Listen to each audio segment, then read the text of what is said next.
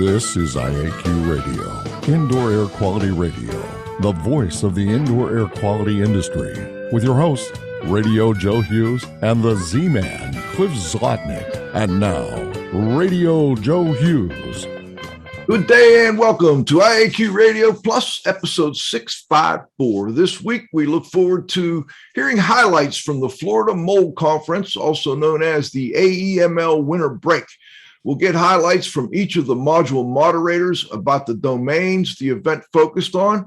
We're joined by Pete Consigli, John Lapotraire, John Downey, Jon Isaacson, and Ken Larsen. We'll focus on the theme, moisture, materials, mold, and methodology. Before we get started, let's thank our sponsors. They're the reason we can continue doing the show. And don't forget, after the show, check out the discussion on afterthoughts.iaqradio.com, sponsored by First On Site.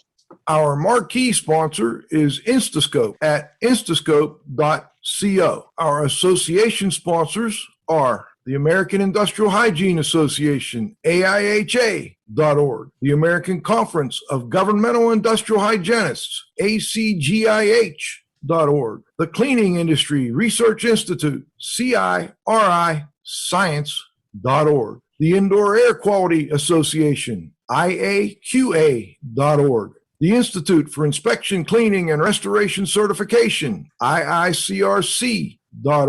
Industry sponsors are AEML Laboratories, AEMLINC.com, Particles Plus, ParticlesPlus.com, TSI Inc., TSI.com, Sunbelt Rentals, SunbeltRentals.com, April Air, April, AIRE.com, Healthy Indoors Magazine, HealthyIndoors.com. And now you can win a cool prize. It's time for the IAQ Radio Trivia question. Be the first to correctly answer. Simply email your answer to czlotnik@cs.com. Or if listening live, just text your answer from your computer. And now, here's the Z-Man. Hello, everyone. I'm sorry to report that no one identified mesophilic as the medical definition of growing or thriving best in an intermediate environment. The IQ Radio Trivia question for today, February 4, 2022, has been sponsored by TSI Inc., an industry leader in the precision instrumentation of monitoring for indoor air. Learn how to expand your IQ investigations at tsiinc.com. Here's today's IAQ Radio Trivia question. Name the genus of mold historically considered to be closely related to the genus Stachybotrys chartarum is in because the spores are produced in slimy heads rather than in dry ones. Back to you, Joe. All right, Cliff, let's get started with the Pete Consigli, the restoration industry's global watchdog, who was the moving force behind the AEML Winter Break. Pete, want to give us a quick overview of some key highlights so our audience can, that couldn't make it, can learn a few things? Yeah. How you doing, guys? Welcome. Yeah. Well, look, we got really, I think, good comments on the event. We had quite a lineup of speakers. The moderators pretty much handled the 4 different components of the event. Cliff's going to give an update. We had a pre-conference workshop on the legal update and the risk management. And we had, quite an impressive group of people that gave a variety of different perspectives and legal, expert witness, IEP perspective from, contractor perspective and insurance adjuster perspective. And I think Peter Croson is going to maybe call in on the roundup and give a little viewpoint on that. So Cliff covered that. He's going to go on in a little while. And I think we made arrangements with Patty Harmon, the editor-in-chief of the Claims magazine and PC 360, the digital newsletter, to do a little blog or something on there for their audience, which will be good to get a little exposure on some of the things going on in the mold industry for the insurance guys. And the networking was great. There were some new products that were rolled out. We had some nice little grand prizes. It was a little thing we used to get everybody back in their seats in time. I don't have to tell you how tough that is. And particularly with the CEU program for the state, they have a lot of tough requirements. There, all the assessors and the remediators, get their credits every 2 years to maintain their licensing in Florida. But, we had people from England and Canada and Australia and other cold parts of the country, around the country, but mostly was a Floridian Southeast audience, but a good mix. And I think that the guys will key in on some of the key talks and the key takeaways for the audience. Cliff, of course, always does a great job with the blog. So I'll just kick it back to you. I'll be listening and observing. I'll turn my camera off here in a little bit and mute myself. And then when we go into the roundup and, you bring on a couple of the other guests, and I think Ron and Brittany are going to call in who are the host of AEML and then make a few comments, when we go into the roundup. So anyway, thanks a lot for the great coverage you gave to the event. And particularly shout out to CleanFax. Amanda Hosey did a wonderful job. Straight Talk podcast every day with Jeff Cross. And of course, Mr. Intentional Restorer did a great opening podcast. And Cliff did one last week, as obviously all your viewers know. And we appreciate all that support that we got, from the media and obviously all of our key sponsors that, help underwrite the event and allow us to put this event on. So, all right. Anyway, thank you guys. Back to you, Joe. Thank you, Pete. Cliff, let me turn it over to you. You were the moderator of the first panel, the Legal Update and Risk Management Workshop. You want to let our audience know some of the key points that came out of that one? Absolutely, Joe. But before I do that, I think number one, I need to set the stage. The audience that was there was not your normal audience. It was a very highly sophisticated audience. The majority of the people that were there were assessors. One of the panelists asks who fell into the different categories. Vast majority were assessors. There were, a good number of remediators. And I know that there was at least one public adjuster there because I happened to have had lunch with them one day. The panelists were not ordinary industry folks. I mean, each one of these guys is a true expert in their field and someone that is operating really at the top of their game. So the first panel that we had was the legal panel. And there were two takeaways from this. First of all, the majority of the attendees were from Florida. And there's a lot of crazy stuff going on there. Legally, there are a couple of laws that are already on the books. There's laws that are, coming up and so on and so forth. And what everyone seemed to be concerned about is status of this thing called SB 76.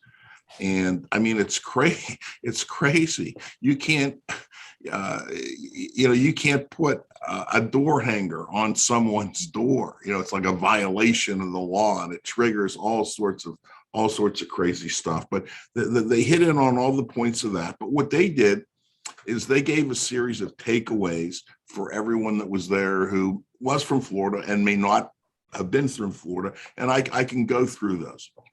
Okay. First of all, they had 5 things that were missing from contracts that they feel every restoration contractor's contract should have. It should have provision for liquidated damages. It should have an attorney fee provision. It should have a venue provision. It should have a right to cancel if the contractor does not agree on the amount approved by the insurer. And it should say that the owner is responsible for payment, not the insurer.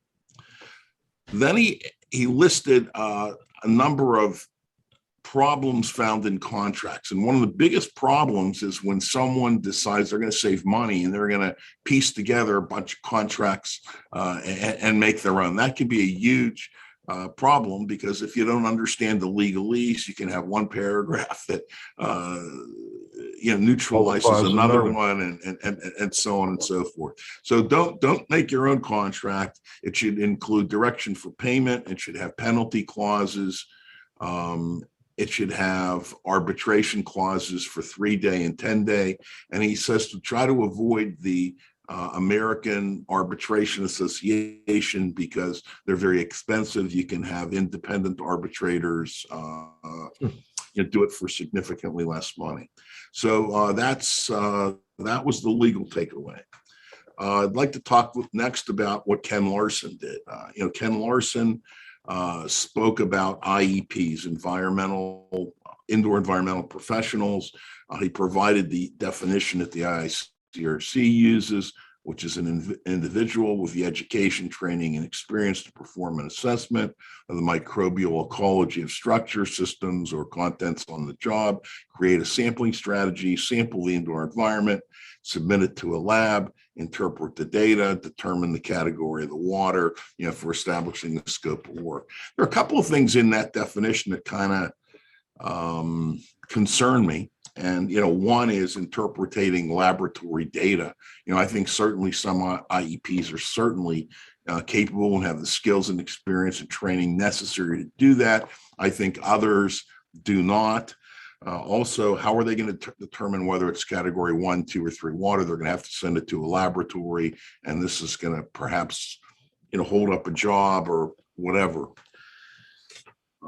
Ken then got into how important this preliminary determination of the category of water is. It essentially drives everything.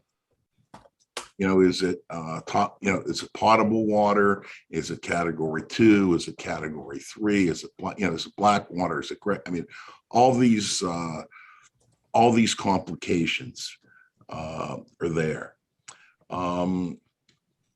In terms of whether or not to utilize an indoor environmental professional, Ken provided some guidance on that. He felt that one should be brought in for these situations. And it may not be brought in by the homeowner, may be brought in by the insurance company, may be brought in by another type of materially interested party. But he said in these situations, they should definitely have, or they should consider hiring an IEP.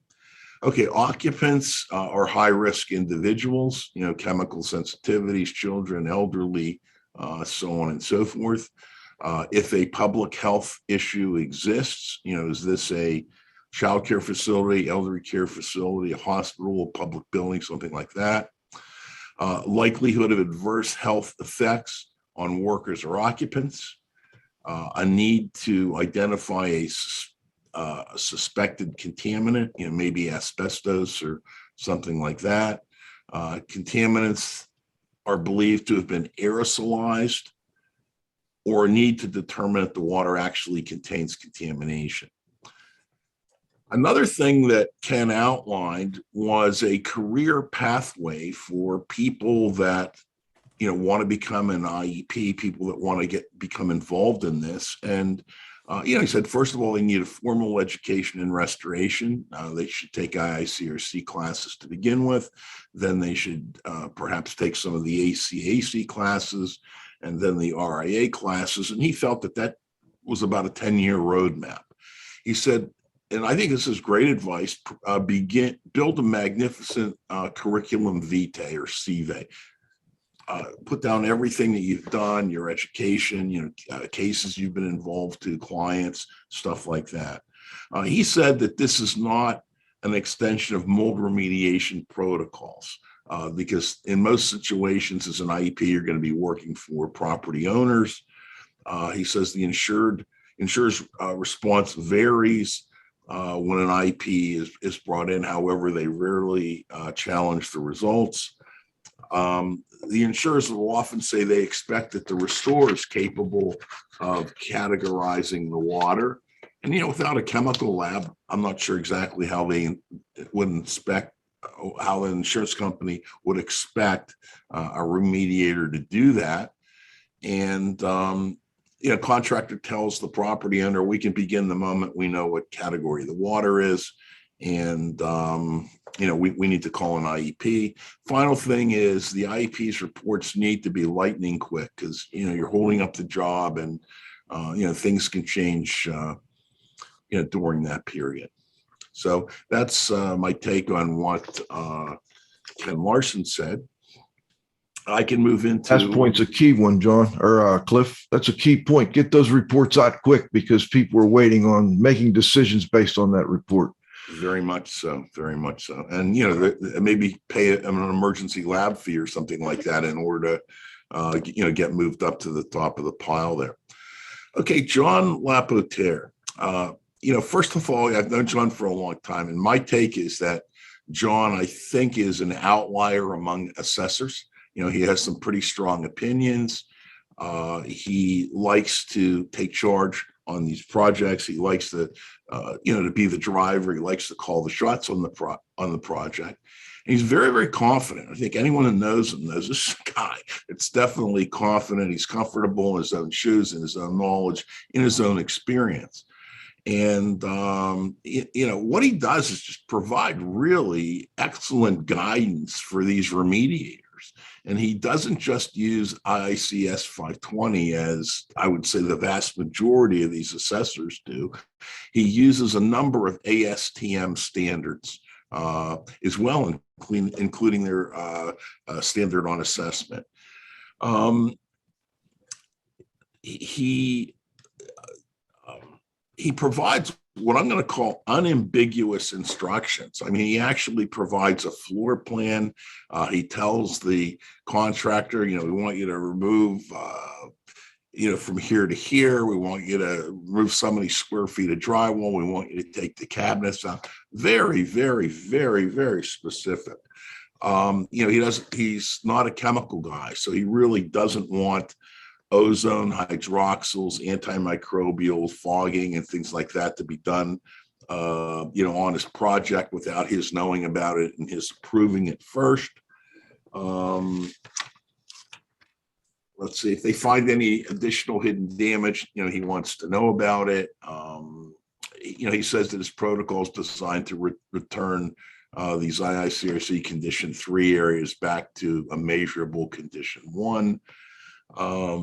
His completion goal, the project's considered complete when the contained work area will have no negative effect on the surrounding unaffected condition 1 areas. Once the contaminant is removed, the affected and unaffected areas reach an indoor equilibrium. He goes further on to say that, he doesn't want elevated airborne particle matter, no elevations of mold species above what was predetermined, and so on and so forth, and that they do a final verification at the end. Then he goes on to provide some pretty good advice to other assessors in what not to put into your reports. A lot of people just go and they cite all these different documents, and he said not to include any citations unless they are specifically cited in your report. So don't go throwing in the New York City guidelines and the EPA school guidelines if you're working on a residential home, because they're inappropriate. Let's see. Again, he warned assessors about what not to include in the report. Don't go cutting and pasting stuff in there, particularly stuff that you've plagiarized. People are going to figure that out pretty quickly. He feels that to avoid issues with carriers, clients, remediation contractors, he wants the report to be short, site-specific, unambiguous, include an executive summary, talk about the cause and origin, talk about the extent of mold within the building, and I think most importantly, an agreed upon completion criteria, so that everyone agrees before the project happens what's going to be acceptable at the end. Okay. All right. We're running a little low on time, but you have another good one to. I have a couple. John's on the line, actually. We're going to have Mr. Lapotaire here any second. Okay. Well, you're going to have Peter Croson as well, correct? That too. Yep. Okay. So I can skip over Peter's if you want. I can give you Ralph Moon's. Ralph Moon's expertise is being an expert witness. He talked about some types of claims in which, or situations in which an expert witness would be needed. There's a difference between an expert witness and a fact witness. A fact witness is someone who has firsthand knowledge. Expert witness did not. He talked about building a resume, how important that is. He talked about pre-deposition preparation. He talked about the actual deposition itself. And what was funny is he says, a lot of times there's some sneaky behind it, the scene tricks that happen, at these depositions. Like if they know where the witness is going to be sitting, like they'll give them the most uncomfortable chair. They'll have him face towards a window so he gets distracted and so on and so forth. And, what he likes to do is turn the tables on these guys. He'll take a comfortable chair and give the opposing attorney the uncomfortable chair, or kind of spin it around so that, someone else is looking out at the window, not him. He talked about some tricky questions and kind of how you can, deal with them, about getting prepared for trial, the actual trial itself. He advised when you're asked a question by an attorney and you're at trial that you don't look at the judge, you look at the jury, and you try to make them like you. The importance of your direct testimony, that's where your side is asking you questions, and that's really your chance to, kind of show off and take the stage and so on and so forth. He talked about, the perils of cross-examination. So that was, those were my comments on Ralph. Rusty Amarante was also on the panel. There are four things that I just want to include that Rusty said. First of all, he agreed with Peter Croson. It was, and he made it a point to say that. The second thing Rusty talked about is the importance of transparency, on insurance claims. Nothing is hidden. It's kind of an open book, with pricing and scopes and so on and so forth. He talked about the importance of communication. And the one thing that he left me with, and I think was really the highest point and really the best advice, was a bad settlement is better than a good lawsuit. And I thought that was some really, really good advice. So I'll turn it back to you, Joe. Thank you, Cliff. Well done. We've got John Lapotraire. He is a building envelope and indoor environmental consultant providing IAQ consultation for commercial and residential properties out of the Orlando, Florida area. John, welcome back to the show. Always great to have you. You were in charge of the moisture part of the conference, the moisture module. A couple quick highlights for our audience.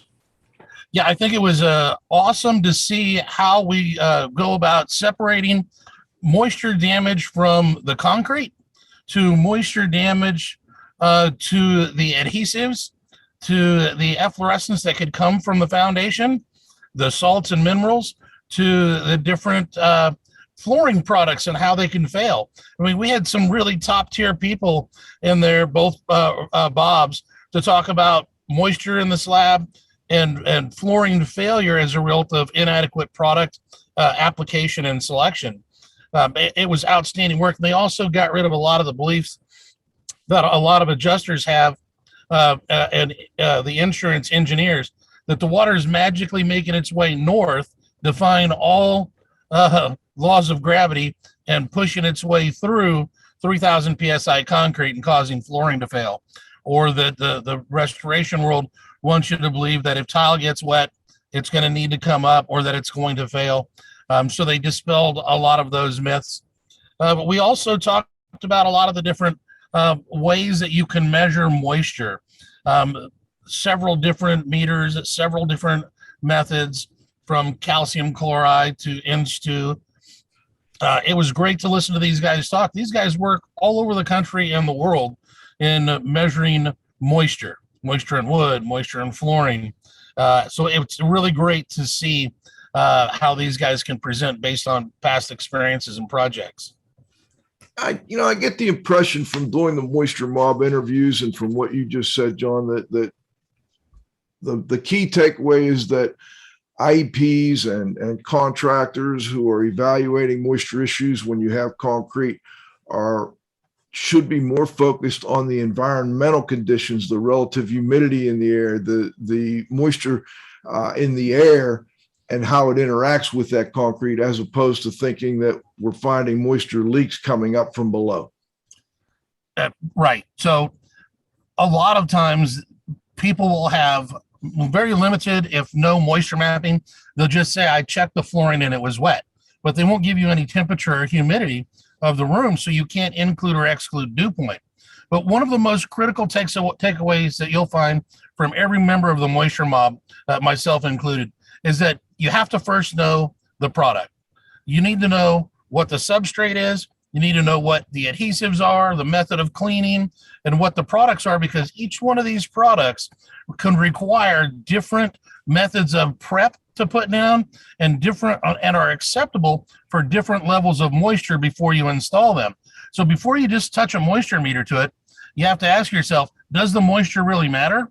Especially when we're dealing with flooring, because regardless of what the moisture is in new concrete, there's a product that can be installed on top of that green concrete. So it's probably, in any home that was built within the last 2 years, not a moisture issue. It's probably a product specification issue. Now, granted, that changes when we start getting to the roof, but at least in flooring, the indoor environment and the product specifications are probably more important than the current moisture content. But that was a great question. Good point. Excellent. And that's not to say that we're not still looking for potential liquid water impacts on slabs, etc. It's just that maybe we focus a little too much on that and don't include those other key points that you mentioned. Right. Absolutely. So the cause and origin of the moisture can be based solely on the occupants, the weatherization of the building, and elevated humidity. And people don't take that into consideration often enough. In the hot, humid South, we recognize that, but not everyone that does what we do for a living takes that into consideration. But then there's always the hunt for, if you do have liquid water damage, where's it coming from? How do I find it?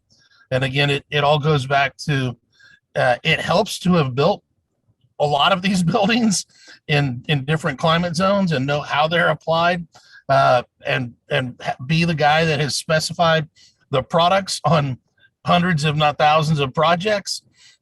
So if you find one common note and theme between all of the Moisture Mob members, is that we've all specified the use of products in different environments specifically so they will perform in those different environments.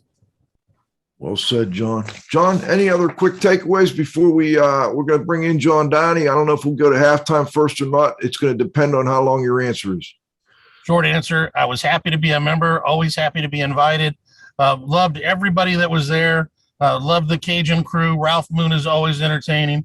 Love that we were bringing in a focus on air conditioning and dehumidification. That's our number one issue that we work on in our climate zone. Proud to be a member and proud to be a part of it all. Hey, before you go, John, I noticed that Andy Osk did a presentation on what you were just talking about there, controlling moisture dehumidifiers with HVAC systems. I know you've been an advocate for using standalone dehumidification or in conjunction with the HVAC system. Any key points that Andy brought out that you might want to relay to our listeners? Yeah. So Andy is a firm believer in energy efficiency and maximum use of a dehumidifier, which has led to the dehumidifier only being able to be ducted into the supply plenum in our state because they made a code change. I don't agree with that code change. You can change my name to Mr. Violator. I do it for a different way. And oddly enough, Andy had approved my method of ducting for the reasons that I was using it for. And I don't think in talking with Andy that it was ever an intent to alter the code. He was just making a presentation on a best practice. But I don't believe to be healthy, you can get there by being the most energy efficient. If I'm hooked up to a breathing apparatus, I don't want the breathing apparatus to be focused on saving money. I want it to be focused on giving me all the air that I need while I need it. So I think there's probably a happy medium, but I'm not so focused on saving the energy dollar as I am improving the indoor environment. But so goes back to that discussion of, should the dehumidifier be going to the supply side? Should it be standalone? Should it have its own separate ventilation? I think there's different ways for different situations, but it sounds like Florida's now saying got to be tied into the supply. Got to be tied into the supply. If you talk to the Cajuns and myself. So I need to correct something for the audience and also for the blog. Andy asked to not give that presentation. Andy had a last minute family emergency, and Rick Sims, who is a well-known in the HVAC industry, him and his wife Rick are the owners of Johnson's Air Conditioning in Naples. He gave the presentation. He's worked with Andy for years. He gave a very high-level presentation with the psychometrics and the whole 9 yards that probably was a little over the head of some of the people. And this is something that him and Andy have worked on for many years. Andy specifically, about a year ago, when developing the program, wanted to do this presentation. So Rick gave it as a joint presentation for him and Andy. And there will be a handout in the proceedings of Andy's presentation. Rick had a lot of kind of proprietary stuff, and he really stepped it up. So it was a fabulous presentation, but Rick Sims was the guy. And him and his wife, Rick, are the ones that do the spring training that got postponed due to the pandemic. And I think they're going to be holding it next year. So I did want to get that in. And pardon the interruption. I'll go back to you, Joe, for halftime. All right. Thanks. Before we do, I got a great comment from someone who was at and presented at the event. Interesting to note that Bob, the concrete guy, said that changing concrete formulas in the 80s resulted in poor performance and significant building failures today, like the collapsed condo in Miami. Don't buy a built in the 80s. All right. Interesting stuff. Always good to get different perspectives. Mike McGinnis, one of the best. Let's stop for halftime, John. We'll be right back after we thank our sponsors. Our marquee sponsor, Instascope. More jobs done faster with the future of IAQ assessment technology. Unlimited samples, instant results, and cloud-based data at instascope.co. Association sponsors are AIHA, Healthy Workplaces, A Healthier World, AIHA.org, ACGIH, Advancing Careers of Professionals in Environmental Health, Industrial Hygiene, and Safety, interested in defining their science, ACGIH.org. The Cleaning Industry Research Institute, see more deeply through science and research, CIRI Science.org. The Indoor Air Quality Association, IAQA.org. The IICRC, a nonprofit standards development and certifying body for the cleaning and restoration industry, IICRC.org. Industry sponsors are AEML Laboratories, free shipping, great pricing, same-day results with no rush fee, AEMLinc.com. Particles Plus, feature-rich particle counters and air quality instrumentation. Count on us, particlesplus.com. TSI Inc., an industry leader in precision instrumentation for monitoring indoor air. Learn how to expand your IAQ investigations, tsi.com. Sunbelt Rentals, availability, reliability, and ease for all your IAQ and restoration needs at sunbeltrentals.com. April Air, healthy home, April, AIRE.com. And Healthy Indoors Magazine, a free online magazine for industry professionals and consumers, healthyindoors.com. All right, we're back with the second half of our interview. We've got Mr. John Downey, a fourth-generation carpet cleaner and veteran of more than 45 years in the cleaning industry. He is currently the executive director of the Cleaning Industry Research Institute, a proud sponsor of the IAQ radio program. John, do we have you on the line? You do. We do. Great to see you, John. Likewise. Hey, you were the moderator of the materials section, and John Lapotraire led beautifully right into your discussion here because he talked about the importance of materials with flooring and moisture. Give us some highlights from your section, John. He did indeed. In fact, some of the things he talked about, I was going to cover. So that will help us get caught up here. Okay. So the, as you said, Pete, I give credit to you. You brought first moisture and materials, and the effect of moisture really depends on the materials. And we had 4 people who spoke on different types of materials. Ralph Moon, well, in the first case, Ralph Moon spoke on research on both wood and metal materials that was extended over the course of many months. Some of it might have been over a year, where he was looking at, and I'm familiar with Ralph's research because we actually published some of it in the Journal of Cleaning Science. But he looked at, basically how wood and then how metal ages when exposed to different types of moisture, both salt water, fresh water, and in laminated materials, as well as regular wood, different types of wood, etc.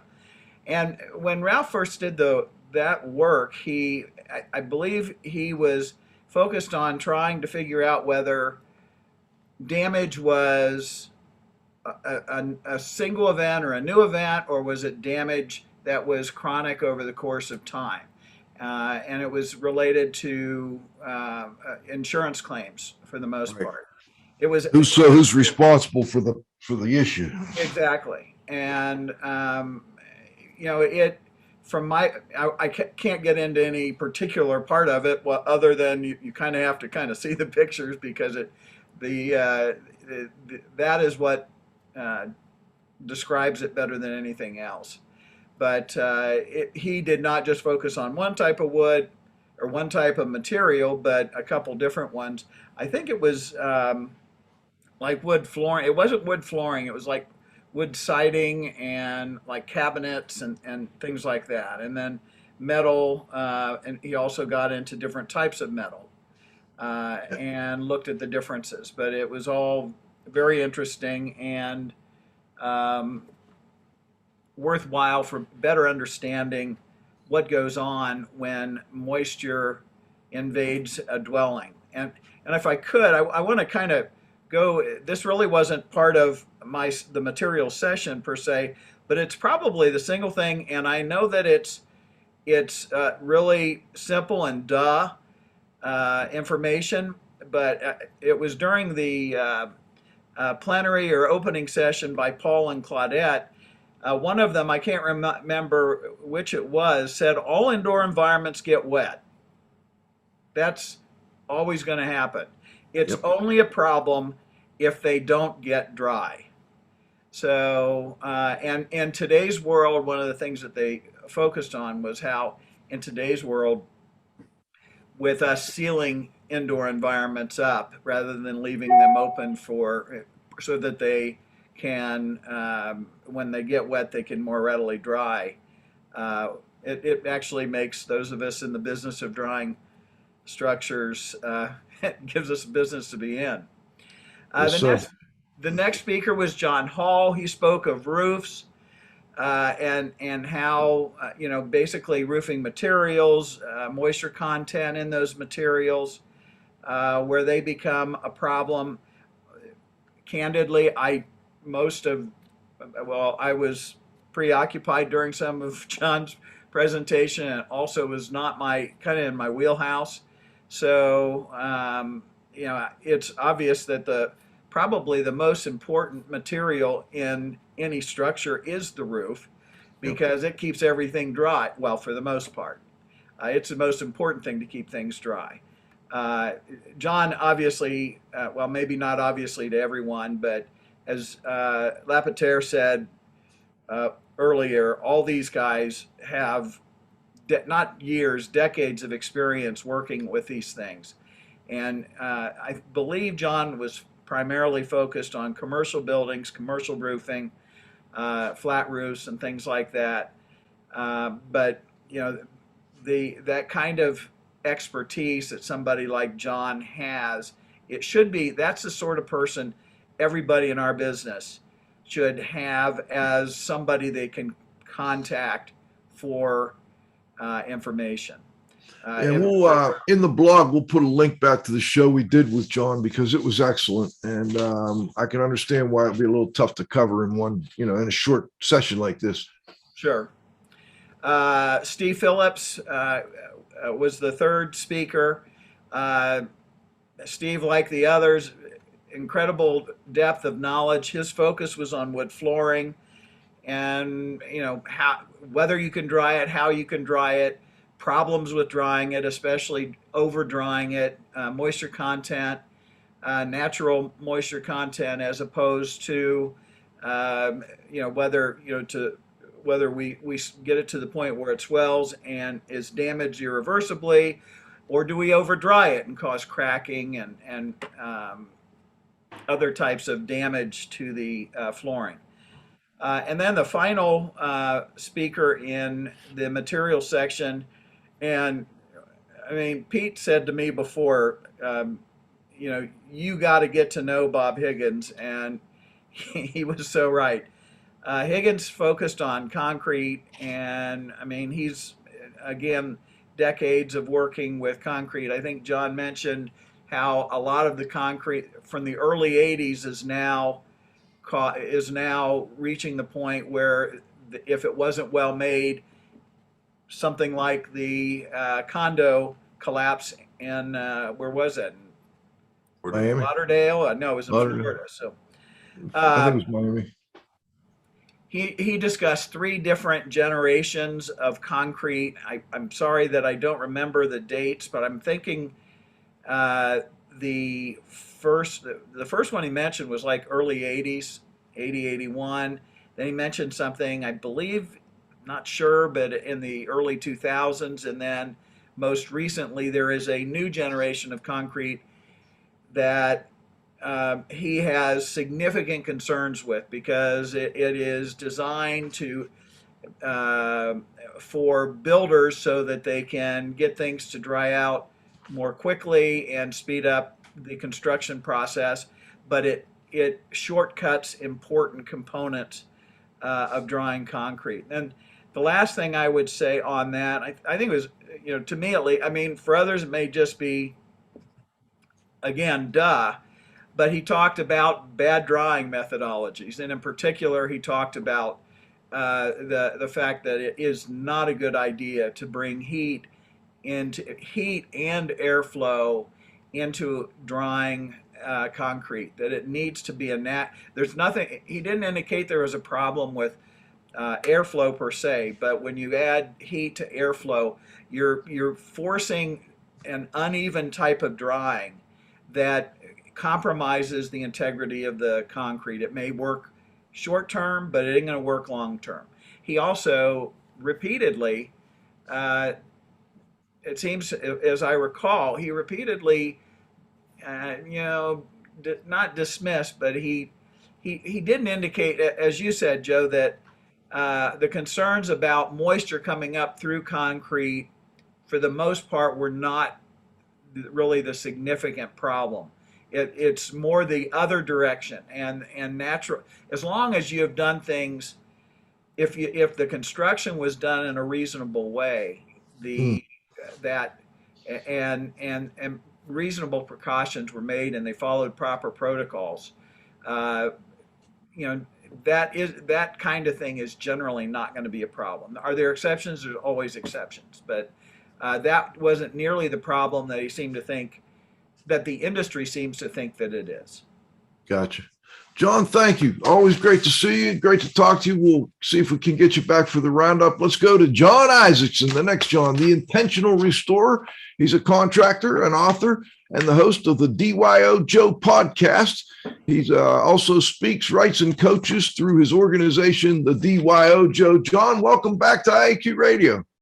Thank you for having me, Joe and Cliff and the IAQ audience. Your section was mold.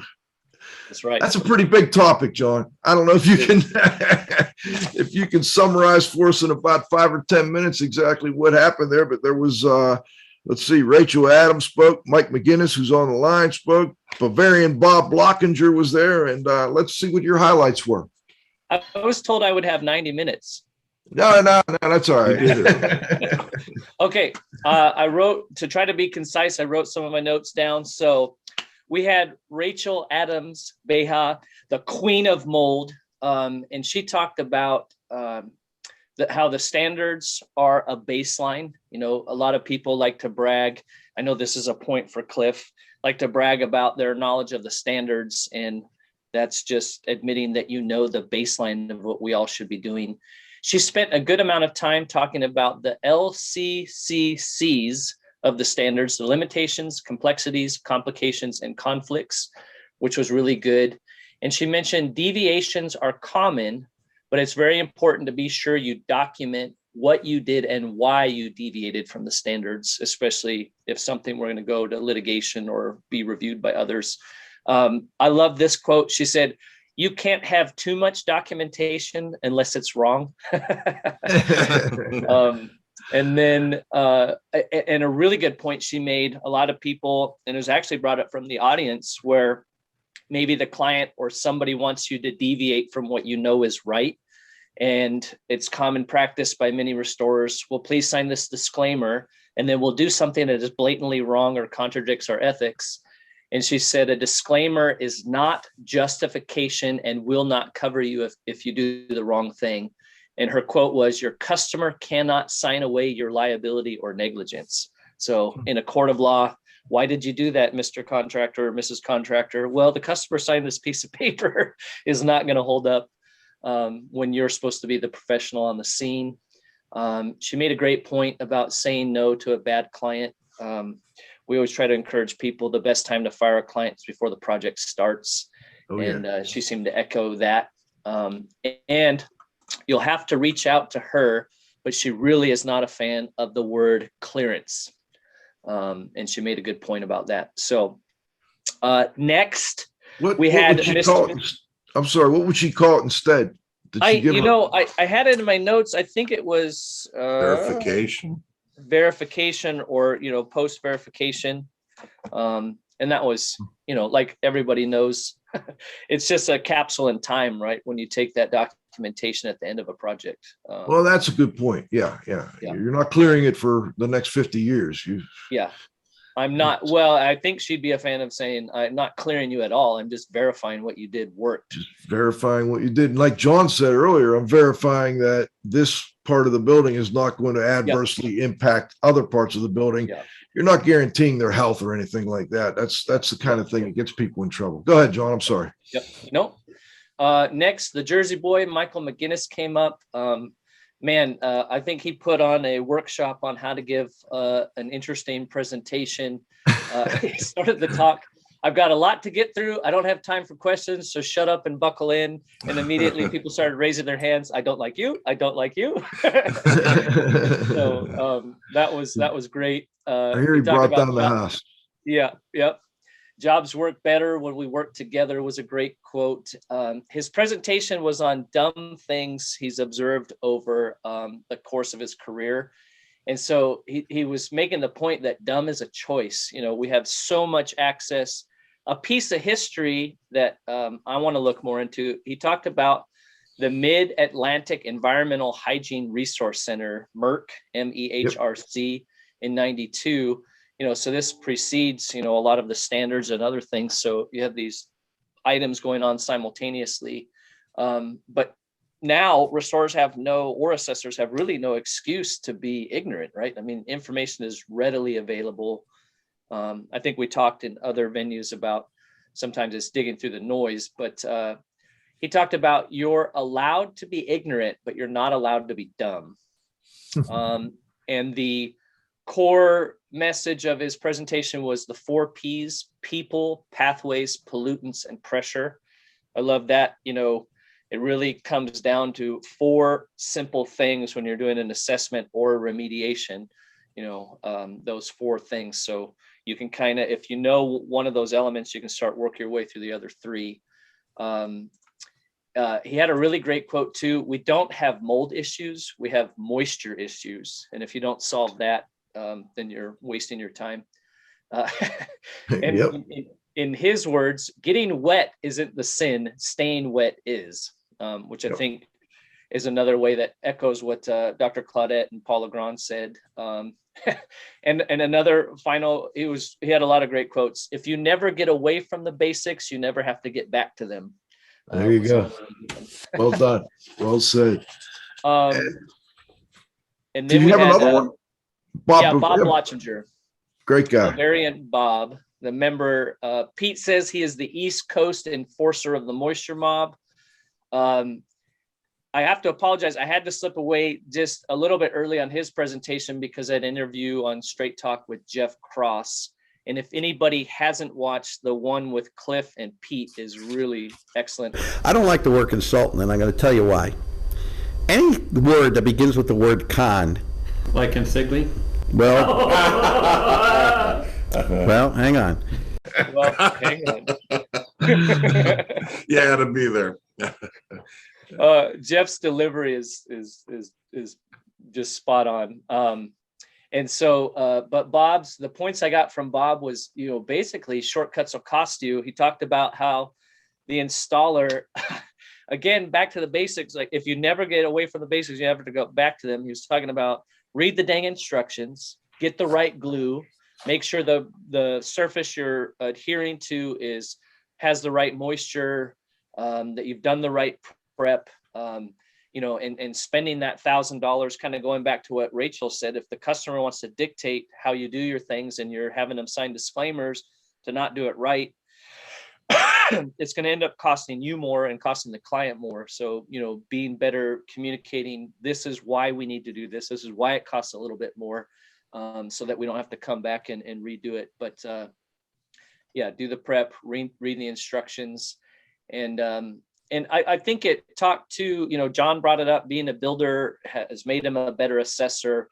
Bob talked about being a former installer has made him, a better assessor as well. So even if you're not, if you don't have that history, I think an encouragement to assessors would be to get out and observe how things are installed so you can better understand how to interact on that.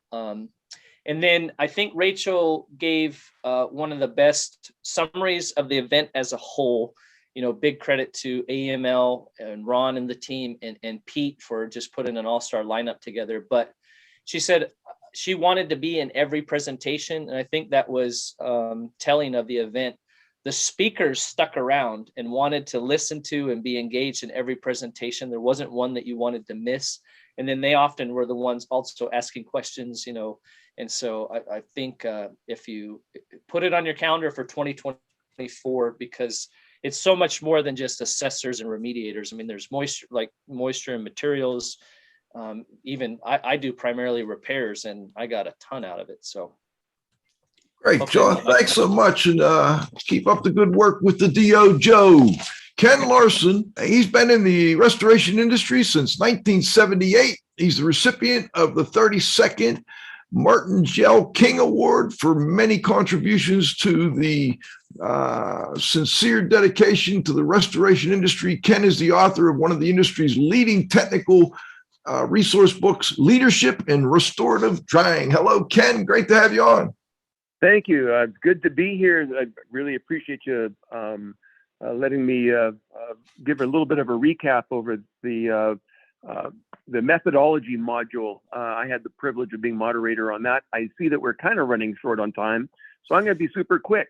We had 4 speakers. We had Alice Dalia, Dr. Alice Dalia from laboratory. She's a laboratory director of Enthalpy Analytical, formerly PRISM. She was talking about fire and smoke residues. Then we had Cliff Zlotnik, who was talking about finding odor sources. Ken Siders talked about being an indoor environmental professional doing cat work, and he expanded on to being a restorer doing cat work. And then finally, we had Dr. Ralph Moon, who was talking about the correct use or responsible use of ATP meters. It was really good to hear each of these individuals discuss their subject, and they were really very interesting. Dr. Alice Dalia was talking about the smoke inspections and how the samples are collected, what they typically look for, and what they mean for those who have collected the samples. And so I've talked to a few people that were at the event, and they were surprised to see that there were 3 things that are typically looked for in these smoke samples, being soot, char, and ash. And what the differences, what the implications are when each of those are present. One of the things that I learned from her presentation that I was not really that aware of, I kind of heard of this over the years, but I never really thought of the implications. In the IICRC courses, at least when I took my class, it was taught that smoke residues are acidic in nature, but that's not always true. It is possible to have an alkaline soot, and there are meanings when you encounter that. And so we were exploring the chemistry on what causes that difference in the pH, and how that can be useful in defining our protocol and scope of repairs. Really a fascinating scientific discussion. Cliff Zlotnik was talking about finding odor sources, hunting for odors, and for those of us who have been in the industry for decades, we will remember how Marty King had a procedure that he used to narrow down where the sources of odors was emanating from. Cliff took that idea, really explored it, and dug into how this method of finding the odor source could be improved. And he succeeded in producing a system that proved where the source was coming from. And it was such a good idea, he put a patent pending on that thing. And it was very cool to see the tools that he designed for this new procedure. And it's kind of cool to be on the cutting edge information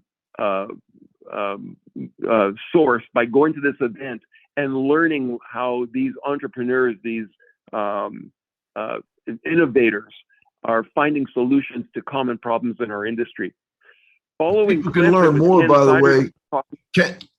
Just so people know, last week Cliff did his presentation on IAQ Radio, so we'll link to that in the blog as well. Go ahead, Ken. Outstanding. Finally, Ken Siders was talking about doing cat work and how dangerous it can be going into catastrophe zones when there's no power, where there's no security, there's no police, there's no telephones, there's all kinds of limitations, and how to survive and actually prosper doing catastrophe work. Everybody thinks there's just a whole bunch of work. Let's go get some. Man, it is not that simple. And it was really good to hear Ken Siders describe some of those challenges and how he manages those. The one thing I took away from his presentation is this: most restorers who are doing cat work are realizing the value in surrounding themselves with indoor environmental professionals and experts on their jobs in a cat zone, because standing alone can sometimes be difficult to defend. So especially doing cat work. So I thought that was a very valuable message. And finally, Dr. Ralph Moon talked about the use and misuse of ATP meters. The short answer on that is that if you read the manuals about ATP meters, they are designed to determine a clean surface on a hard, non-porous surface. So when you see these contractors testing porous materials like carpet and fabrics and even some unfinished woods, these can produce results that will be difficult, if not impossible, to interpret. And that was the point on his presentation, to be careful how much you rely on that one single measure when you are consulting on projects. And so all in all, it was a wonderful presentation. I can't wait to go to the next one. Ken, thank you. That was exactly what we were looking for, all four of you. I want to thank again John Lapotraire, John Downey, Jon Isaacson, and Ken Larsen. Let's see how the roundup goes. If we have a chance, maybe we can get a final thought from one of you or all of you. Let's go to the roundup, John.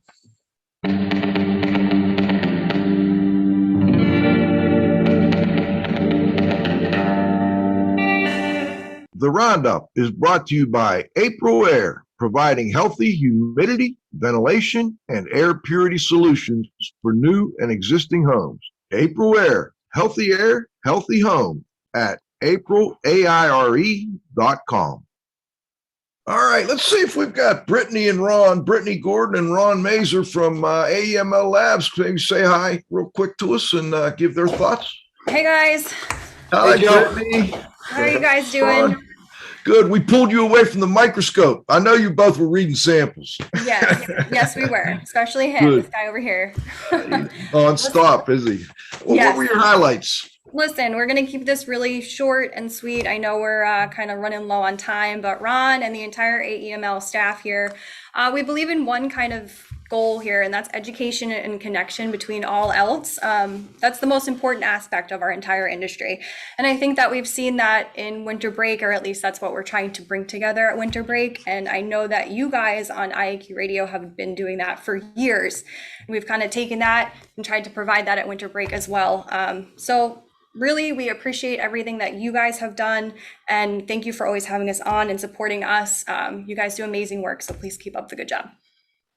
We appreciate your support. Ron, final thoughts? No, she said it all, but just want to say thank you, Joe, and thanks, Cliff, for all you did. Great to see you, Ron. All right, let's go to how about do we have Peter Croson on? That's a key guy right there. I know he's been hanging in there for us. Okay. Yeah. Listen, it was a great conference. What I can say is that the key term in my presentation was relationships, building relationships with adjusters. It helps if you try to do this before you meet them on a claim. So join their claims organizations, attend the meetings, start building relationships then. But if you find yourself on a claim with a stranger and you get a sense that it's adversarial, you got to look at this as if it's the potential, the beginning of a long-term relationship. Even though it does end up adversarial, there's a way in time to develop that relationship so that the next time you meet them on a law site, it's a little bit easier going. That's it. A great claims tip from a great claims professional, Peter Croson. Thank you, sir. Always great. We'll get you back for a little longer segment sometime down the road. No problem. All right. I think that's Peter. Now, I think, were we able to get Richard, Alexis? I want to wrap things up with Richard, if at all possible, and then go back to Pete and Cliff for final thoughts. Richard was he was the founder of the precursor to Winter Break in 2014-15, the ISF event. Joe, you were there at the first one in Sunrise, which is outside of Fort Lauderdale, and then in Tampa, 2016, the IAQ Radio, and Cliff was on the ground. And that's when Lapotaire and Moon and Larson, a number of other people were involved in that. And the event started to evolve. We did an IAQ radio show on that. Maybe you put the link in the blog. It dates back. And then, the Winter Break was delayed from being rolled out because of Irma and a few other things. And then 2020, we were the last event with the IAQA that the week of President's Day and rolled out. And after that, the world shut down for a couple of years. So Richard was there. And, we recognize him as I called him the brainchild of the ISF. And anyway, it was good to see some of the old timers and some of the past speakers like Howard Newmark and others who were on the 2020 program and, been big supporters of education in the South Florida area. So in any case, I thought, we gave a little recognition in the program, and I know Cliff put it in the blog last week too. So that's final thoughts. Yeah, so the one thing I'd like Cliff to do, Mr. Zlotnik, is, although Peter kind of weighed in, when you were giving your initial overview on the actual legal workshop, whatever takeaways you had on Peter's talk, I'd like you to cover in the closing comments, because Peter talking about what he thought is a little different than the Z-man's take on that. And I think it would be valuable to the audience for you to comment on that, and then, decide if you want to put that in the blog outside of what Peter said.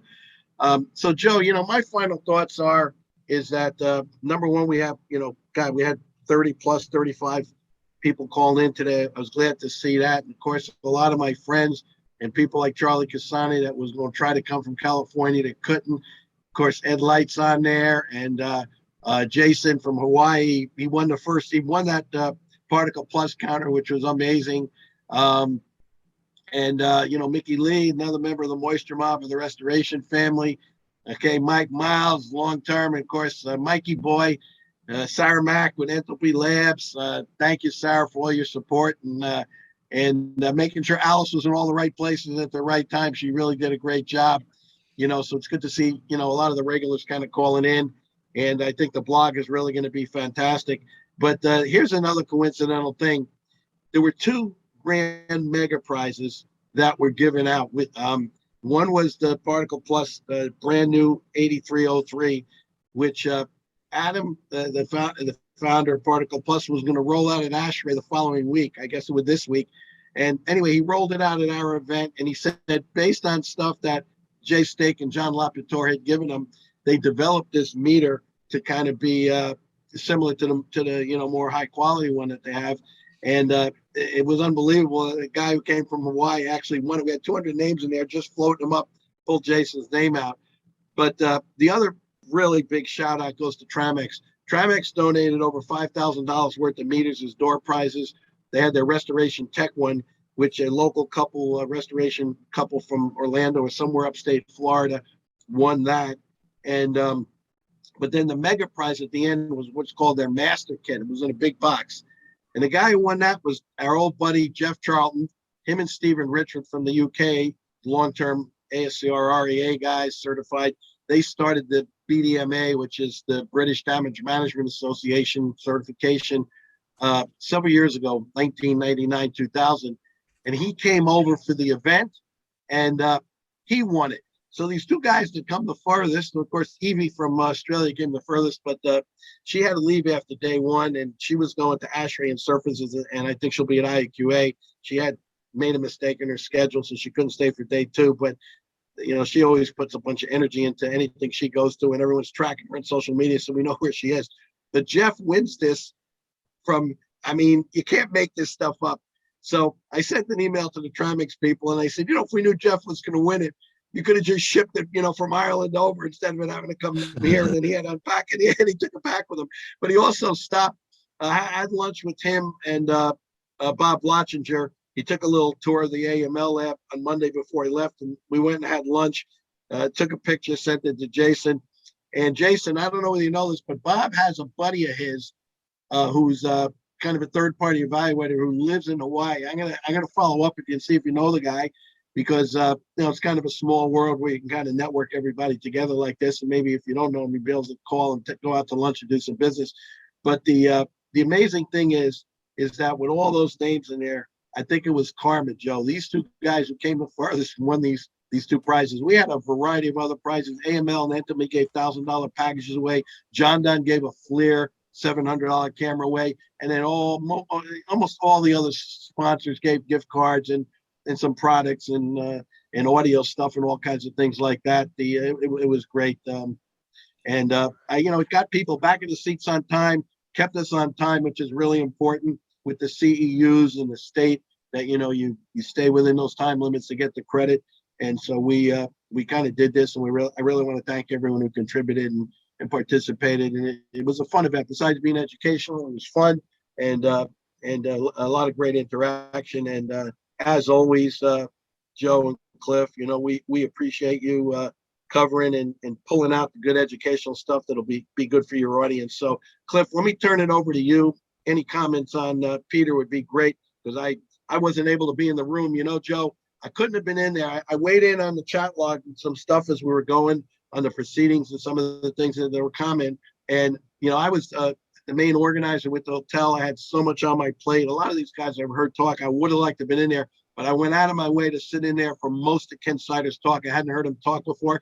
And let me tell you, Cliff, Ken Sider's talk reminded me of the kind of talks that we used to give back in the 90s and the 80s at ASCR and REA, where the members and the people talk about case studies, lessons learned, jobs that they did. You don't get as much of that anymore in the industry, but that's so valuable. And the people really love that information. It's not like some rocket science and you're giving all the trade secrets away. Just say, hey, this is what we had.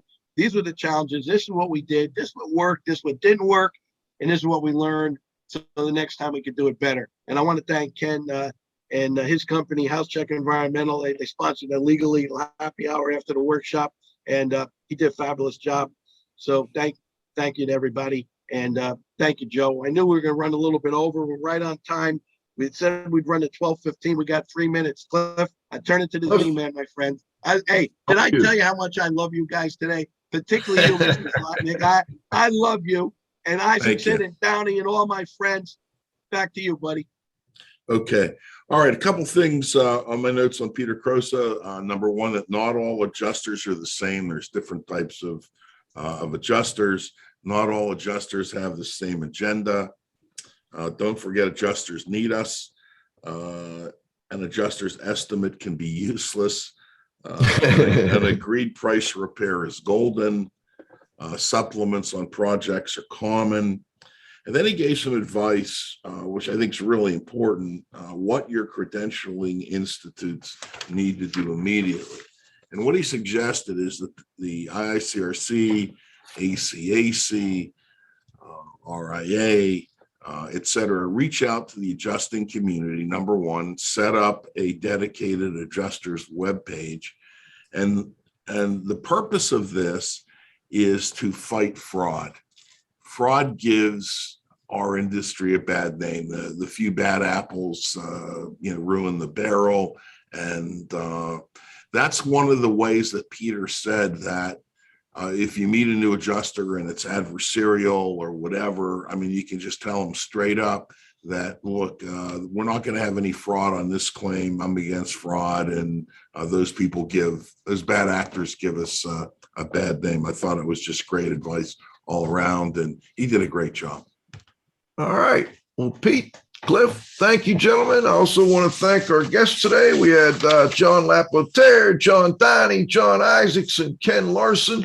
Thank the folks that came in for the roundup. Most importantly, John, you got to have faith. Our engineer, the Z-man Cliff Zlotnik, the restoration industry global watchdog, our growing group of listeners. Oh, by the way, next week, another legend returns to IAQ Radio, the life and times of J. David Miller, top mycotoxin man in the world. We're going to get his thoughts on a lot of this stuff that's going on today with mycotoxin testing and so forth. Looking forward to a great show on the next episode of IAQ Radio Plus. For IAQ Radio, I'm Spike Reel saying thanks for listening.